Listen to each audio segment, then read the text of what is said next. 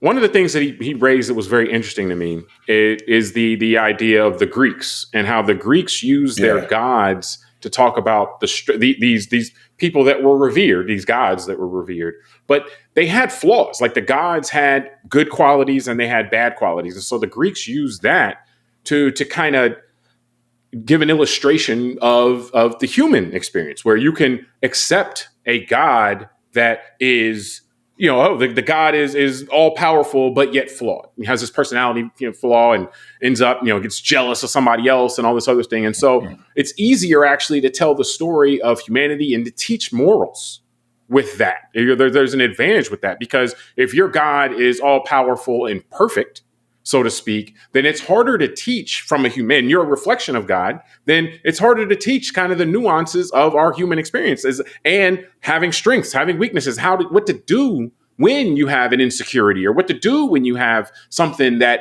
about you that you're not proud of that you did, or something like that.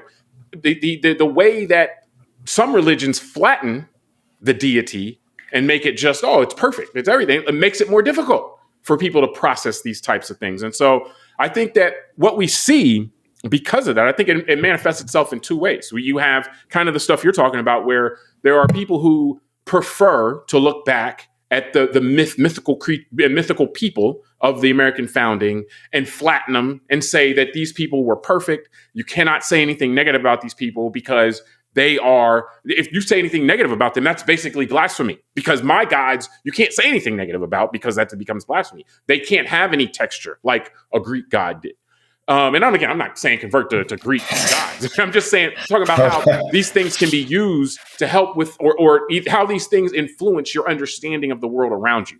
And so on the flip side, though, so on one hand, it's like it's this purity thing. Like the founding fathers can't be questioned. You can't talk about any flaws that they may have had, because that then is an affront on my myth making, or my mythical kind of mindset, my religious belief, almost to the extent. And on the other side, there's this purity test where, okay, well, if I'm going to apply this, if this mythical person in Americans founding was not perfect, if, hey, this guy was a slave owner, I got to cancel him, because that person is a bad person in my eyes, and so therefore I got to cancel him. And so then it's actually the same impulse, though. It's like, okay, I'm going to apply this perfection standard and Burns actually says heroism isn't perfection, and then you got to be able to digest that and grasp that if you want to be able to understand the textures of life. And this is something that can help with that, because, okay, just because Thomas Jefferson wasn't a perfect human being, he had flaws. He had some great ideas, some great thoughts, things that, as you pointed out, during the Civil Rights Movement, he put things in place that helped us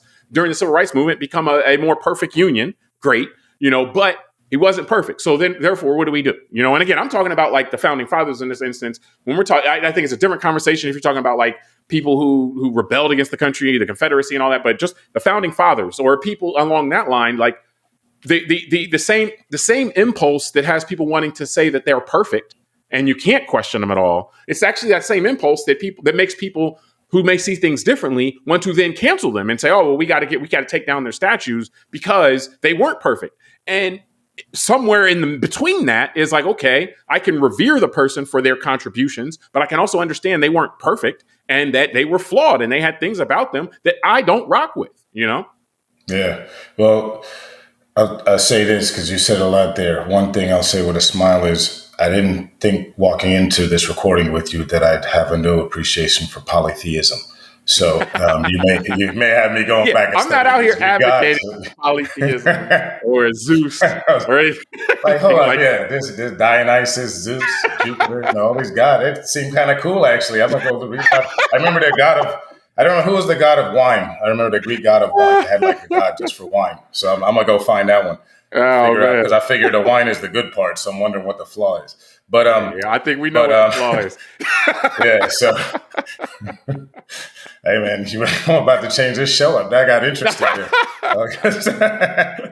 There was another question I wanted to ask you.